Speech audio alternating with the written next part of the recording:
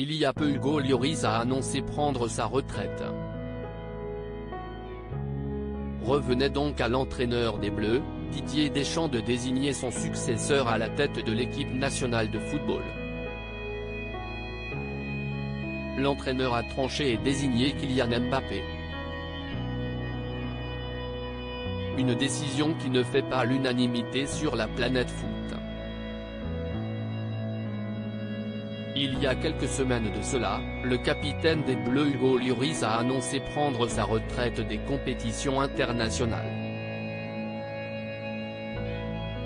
Il incombait donc à l'entraîneur, Didier Deschamps, de désigner son successeur, une décision loin d'être anodine pour la vie du groupe.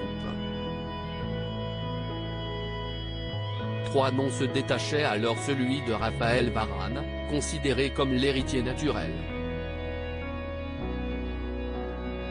Vice-capitaine des Bleus pendant la Coupe du Monde 2022, le défenseur central en qui Didier Deschamps avait une foi aveugle a toutefois choisi de lui aussi quitter l'équipe de France. Restait Antoine Griezmann, qui a prouvé à de multiples reprises qu'il avait le sens du collectif, et évidemment Kylian Mbappé. Comment en effet ne pas penser au prodige du ballon rond pour le prestigieux brassard?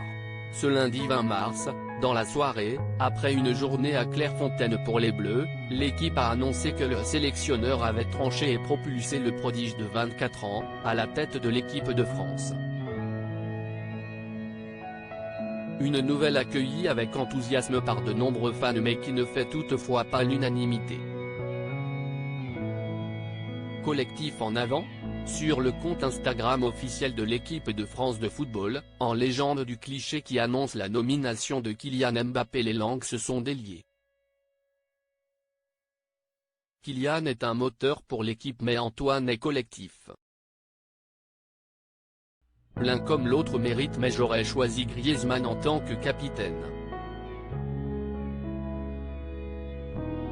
Surtout que le capitaine doit faire les conférences de presse. Ce que Kylian a eu du mal à faire pendant la Coupe du Monde. Vous oubliez trop vite ce qu'il a fait Griezmann toutes ces années. J'aurais plus mis Antoine Griezmann jusqu'à sa retraite internationale, puis j'aurais nommé Mbappé évidemment, car il est encore jeune et a le temps pour être capitaine. Minimum syndical que Griezmann soit impliqué dans cette histoire de capitaine.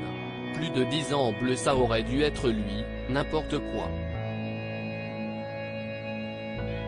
Mister Grisou mérite beaucoup plus, pouvait-on notamment lire sur la publication du compte officiel de l'équipe de France sur Instagram.